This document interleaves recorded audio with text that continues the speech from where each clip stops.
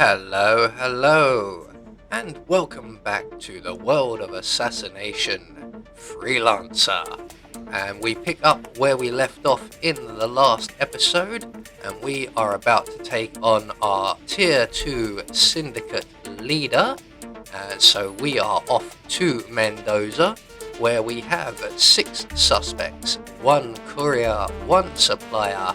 We have to poison a target with a sedative, unsilenced pistol kill, and silent takedown with a rare melee as our optional objectives, which we will be ignoring. And then on to our prestige objectives. We have collateral kill firearms, timed silent takedown, and timed get disguises, which we will also be ignoring in favour of the natural selection challenge. So this challenge requires us to eliminate our target with crafted or natural poisons, which is why we've saved Mendoza for the showdown, as it has a poison crafting apparatus on the map. So with that done, we're going to move on to our weapons and our target, starting with our target, who is a bookworm and a foodie, which will help us immensely.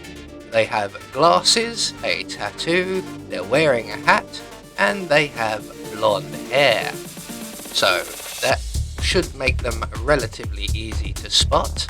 So I'm gonna go over to my tools, and we need some emetic poison or emetic poison.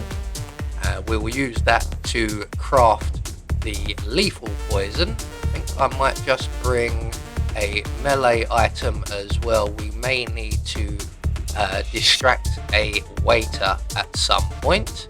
We have our silenced pistol. So let's go to Mendoza. Bon voyage, 47.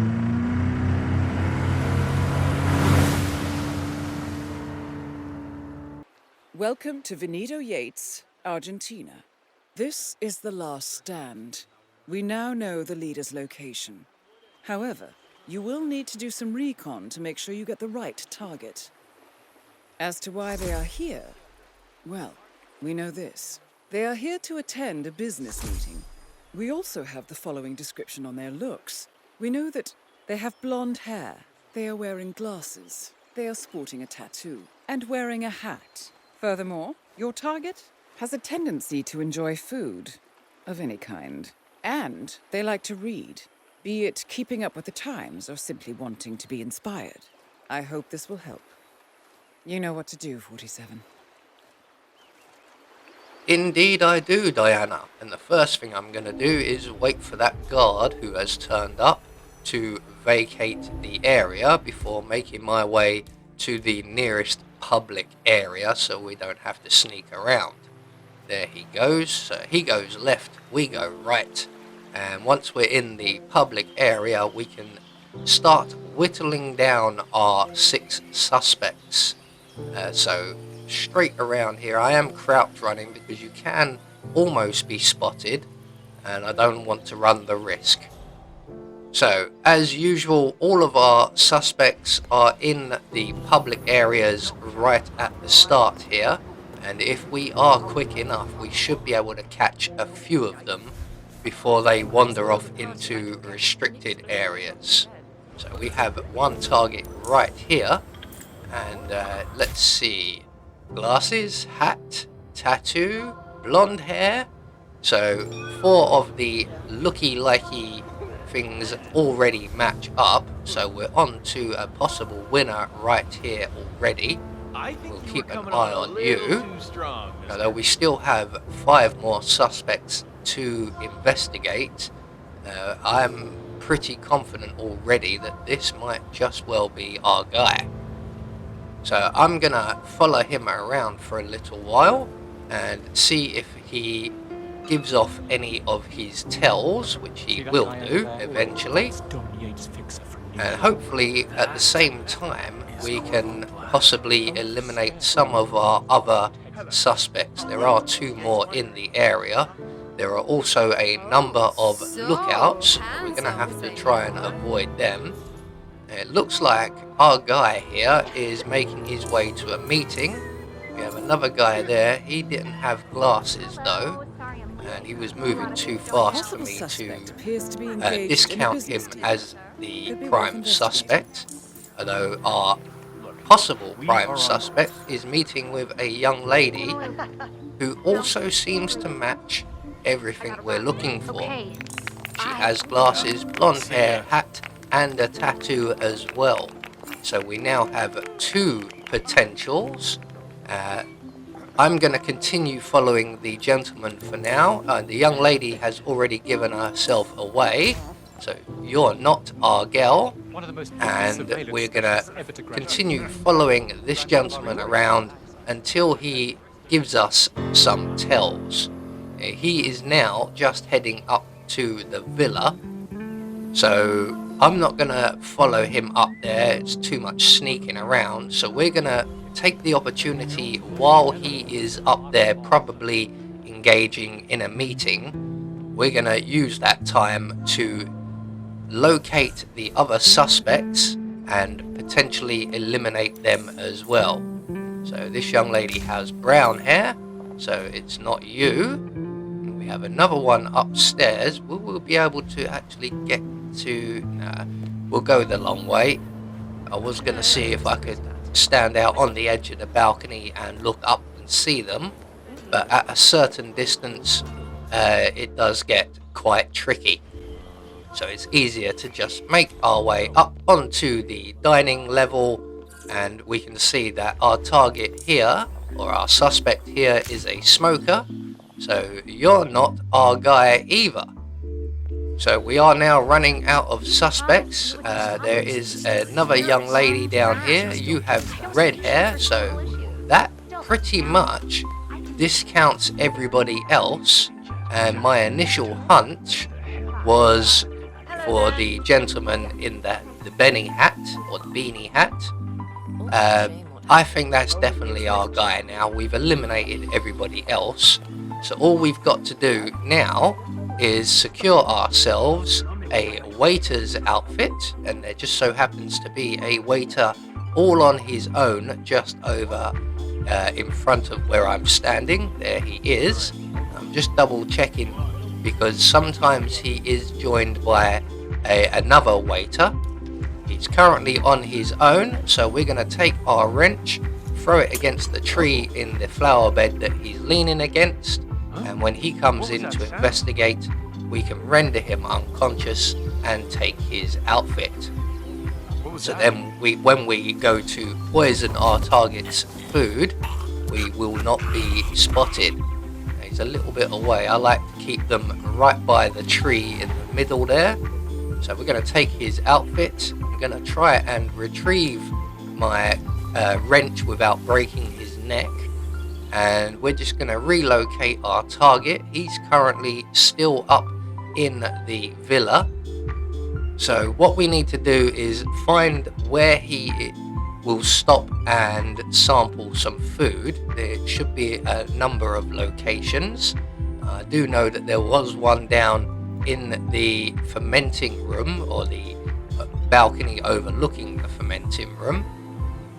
So that will probably be my primary choice. So we're just waiting for our target. He is now leaving the villa, although the eagle-eyed amongst you may have noticed I have not yet been down to the vine fields and created a lethal poison. So we will have to do that at some point. Hopefully I realise this before our target gets to the food. So there he is. That is definitely our guy now. So we're just going to follow him around again for a little while and see where he goes to eat. As I mentioned, I think I have one location pegged already, which is probably where we will attack. Until then, we're just going to follow this guy slowly down the stairs. Do not jog down the stairs, mate. Most people jog downstairs. It's probably the most exercise some of us get every day. looking good. He's also walking a bit funny. I'm wondering what he got up to in that villa. We know he went for a meeting of some sort. I'm not sure exactly what that meeting entailed. So our target came over here earlier on, but that was for a meeting. It looks like he is actually going for another meeting. So I'm going to take this opportunity, I think, to firstly mark him as the primary suspect. Too far away, really, and I don't need to. So while our suspect is somewhat busy, we're going to go over to where I believe he will stop for a bite to eat, and there is something here. So this looks like the spot, and it's at this point I realise I haven't been down to the vine fields, and our target is heading this way. So we need to very quickly make our way down to the little shack or shed in the center of the vine fields. There are no enforcers over here, so we can make a beeline straight there. Mind that forklift. And just in this central area here, we will find the poison making apparatus, and we can now go back upstairs and poison the dish for our suspect. Really should have done this a lot sooner. We will be waiting around, obviously, for our suspect at this point, because I'm sure that he has just finished eating in this area. He has just wandered off, so we are free to poison the food, this time with the lethal poison. All we have to do now is move a safe distance and await our target. Now he is coming this way, but I believe he's going to veer off. Maybe not. No, he's took a right turn. He's heading straight for the goods. So down goes our target, and one more addition to our natural selection challenge. The leader is eliminated. Well done, 47. Get back to the safe house. I'll be in touch. So with the target eliminated, we're not going to mess about with suppliers, couriers, crates or anything like that. We are just going to make a straight run for the exit. Managed to miss the forklift this time, and we're going to head straight back to the safe house. I'm not taking any chances with the syndicate leaders. Well done, 47. This will make anyone think twice before turning to a life of crime.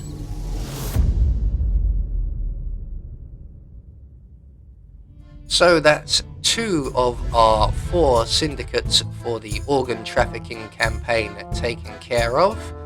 We failed all of our optional objectives as intended because of the natural selection challenge. So we won't be getting very much money from this one. As I mentioned, the challenge was our primary goal.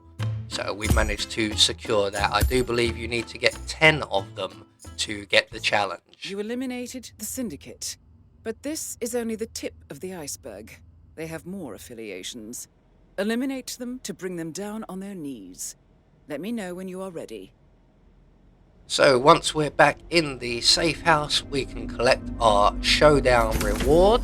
We don't have to empty our pockets, they're already empty. And we've got ourselves a nice looking sniping rifle there. Probably won't use it as there are better ones. So collecting our regular reward, and this time round I'm just going to take any item will do. And we're going to leave the story there for now, and in the next episode we will begin Tier 3 of the organ trafficking campaign. I have been